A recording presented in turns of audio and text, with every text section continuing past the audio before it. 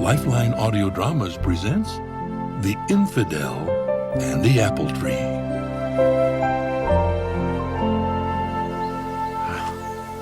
Can you believe it? Fall already.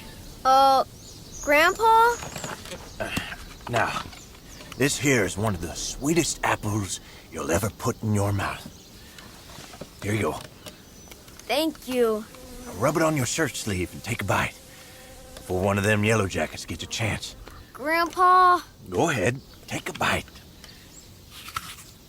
This has got to be the sweetest apple in the whole world.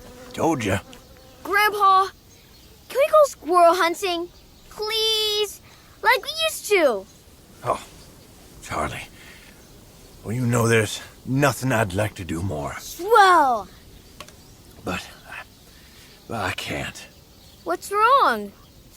I done went and got old. I sure hope I never get old. Well, look up. Yeah, what do you see there? A big old apple tree? Mm-hmm. You know, I planted this tree almost 50 years ago. Really? I reckon it's about 30 feet tall. But you know, when I first planted this tree, it was a skinny little sapling. In fact, it was right about your height. And it got to be that big? Now, if it had stayed at your height all its life, it would have never borne any fruit. Ain't that right? That's right, sir. So what does that tell you?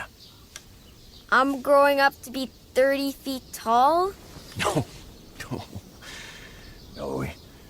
You gotta grow before you can bear fruit.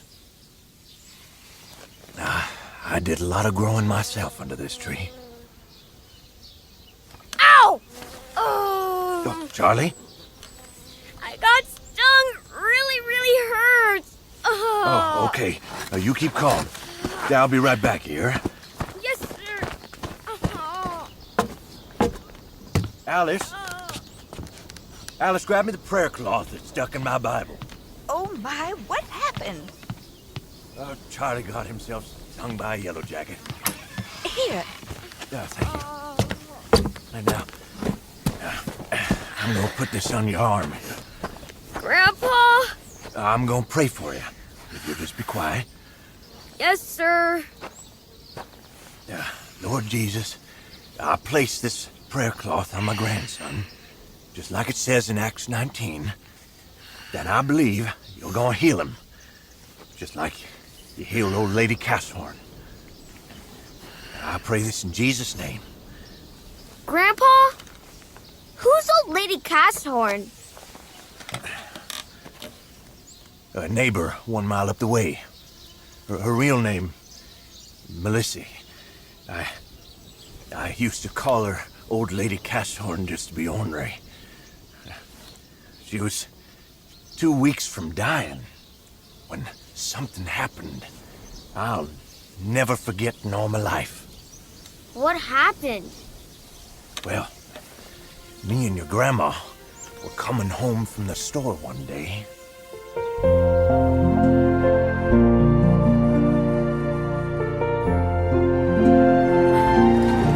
Alice, take a look. That Mabel and Melissa up there? That's them, all right. Oh, Vernon, something's wrong. Please stop. Whoa now. Mabel, Melissa, are you all right? Oh, thank the Lord you came along. My sister, we just come home from the hospital in Louisville. Can we just get Melissa in the wagon, please? Of course. Her husband was supposed to meet us here at the bus stop, but we can't wait no longer.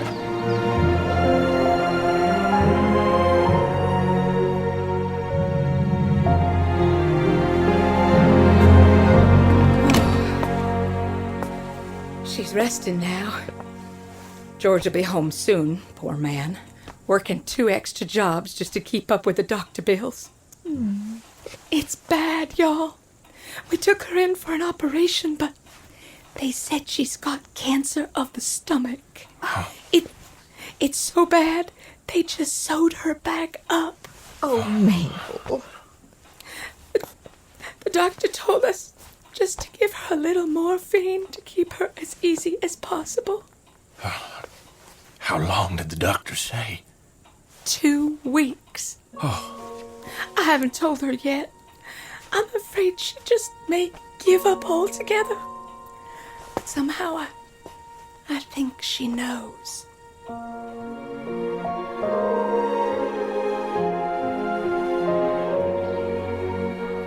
Well, me and your grandma went up the hill every morning to help take care of old Lady Casshorn. Melissy, that is. And change her bed. I'll lift her up. Alice and Mabel, you both grab the drawer sheet there. All right. Pull it out. Melissy, you just relax. I'm gonna pick you up now. Be gentle. On 3. 1, 2, 3. There you go. Oh, Melissy.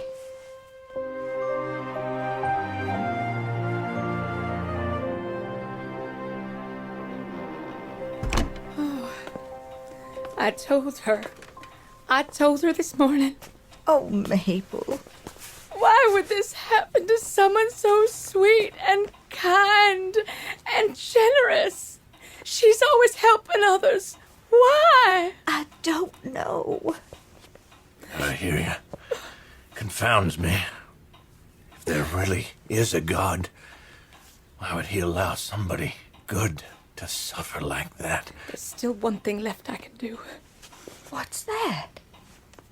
There's a preacher come down here from Indiana. He's over at the Methodist campground in Acton. Name's Brother Branham. And I hear God uses him to tell people what they done and how God's gonna heal them. And they get healed. I'm sorry. I ain't no good being polite when I hear about traveling charlatans like that. They come to give you a false hope and steal your money. I got no use for 'em. Or any preacher, for that matter. Vernon? No, it's true.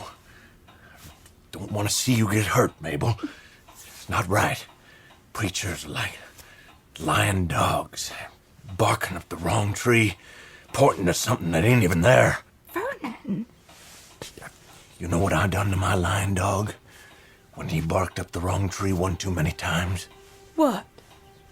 Shot him. I'll tell you what, I got less use for preachers. There's good reason folks know me around these parts as the Infidel. I'm proud to be known as such, 'cause I stand up for what's true.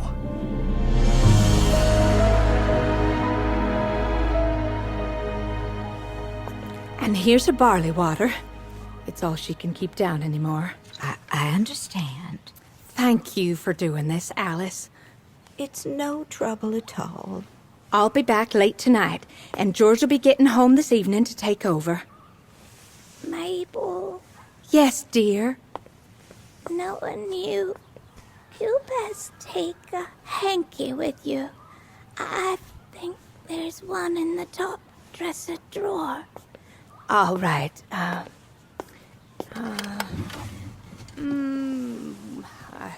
See it? I'm not sure. The one with the blue M in the corner. Oh, here it is, on top of the dresser. All right. Alice will take good care of you, all right? You behave now. I'll try.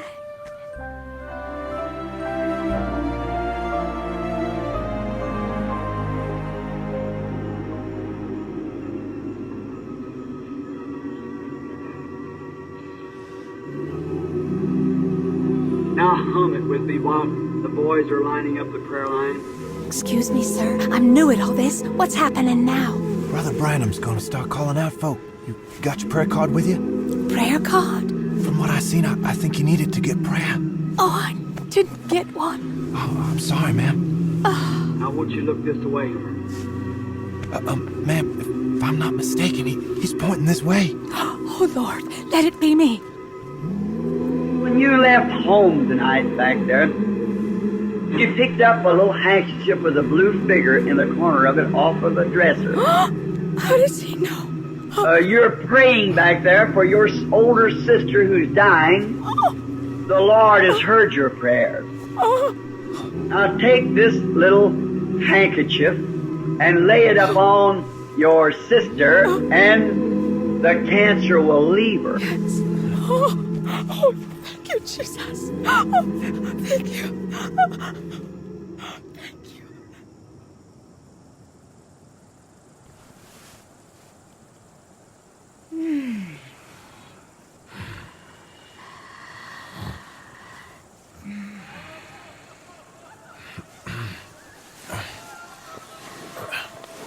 Alice?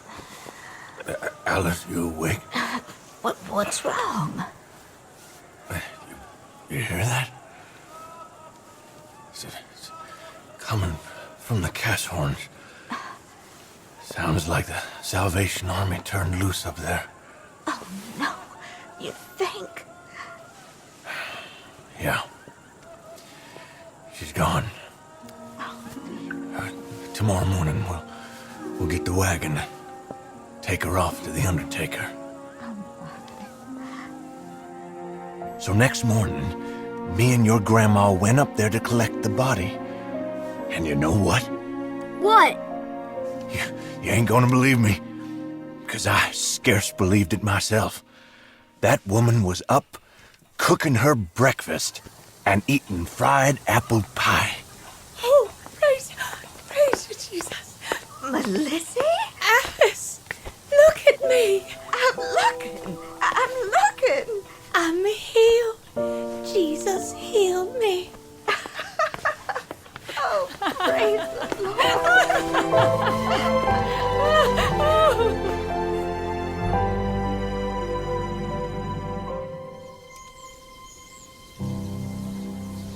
I wouldn't have believed it if I hadn't seen it myself.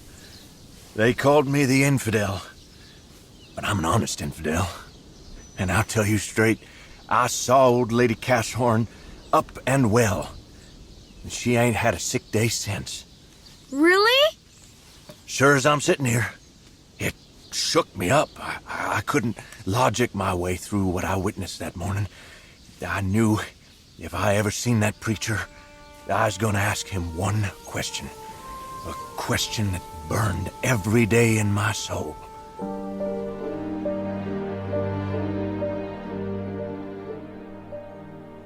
Long about 3 years later, this old Ford pulls up on my property.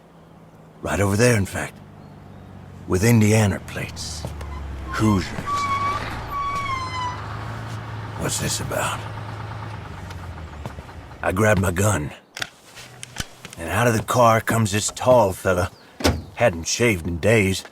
Covered in dust and squirrel blood and such. Hello. Who's there? Sir, I was out squirrel hunting. Not much luck. I just wondered if I could hunt a while on your place. Can't you read? Sign says no hunting. Yes, sir. I just thought I'd ask. What's your name? Wood. Banks Wood. Jim Wood's boy? Yes, sir. Well, old man Jim was an honest man. You help yourself. Thank you, sir. You on your own? No, that's my pastor in the car. He's hunting with me. Wood, you don't mean you got so low down you got to tote a preacher with you. Well, next thing you know, the other car door opens, and out comes this man, just as dirty and unshaven as Banks Wood, covered with dust and blood. And I let this fella know right quick, I ain't got much use for preachers. And he says to me, every fellow is entitled to his opinion. You see that old chimney standing up there?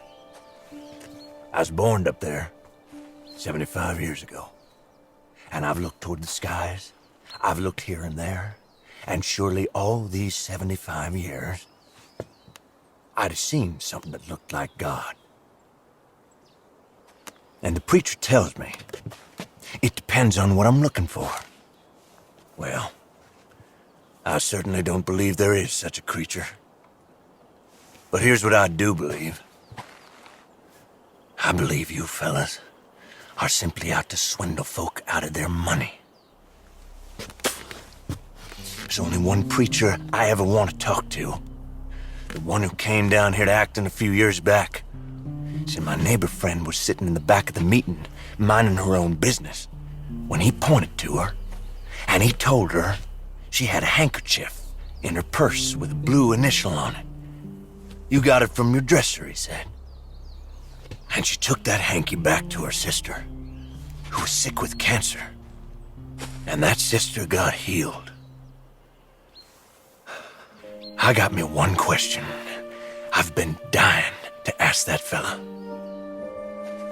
How'd he know about all that? Grandpa, that's the same question I wondered. See there? The apple don't fall far from the tree. Sir?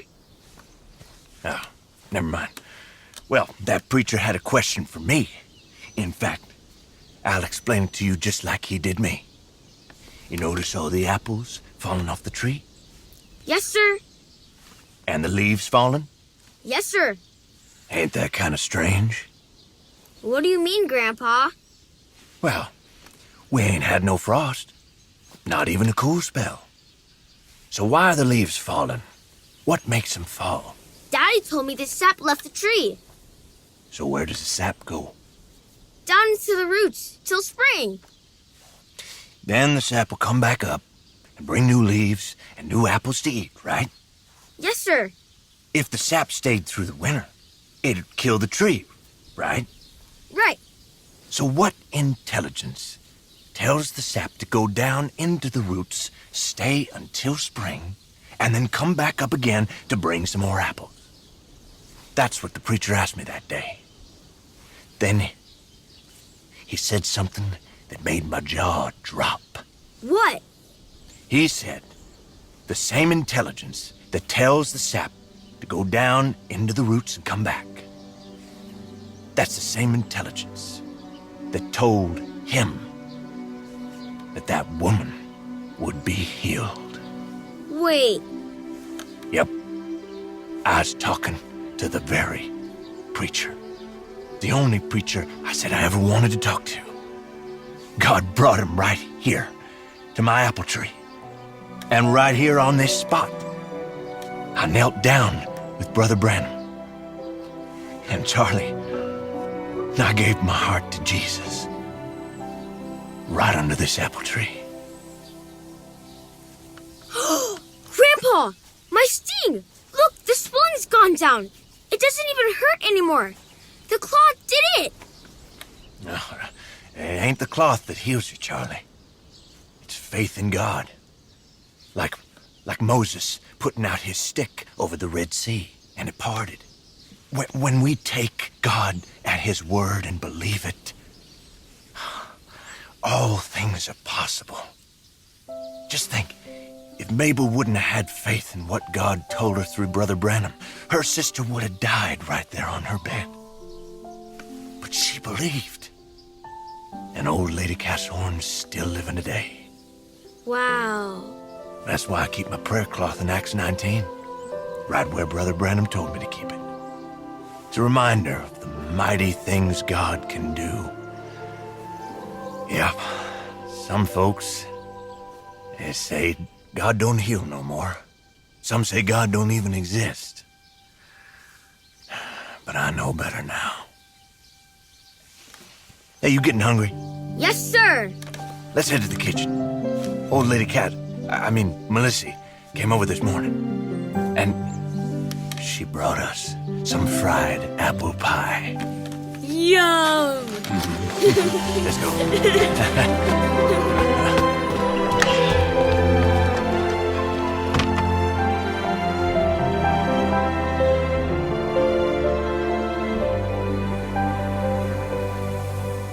This has been a presentation of Lifeline Audio Dramas.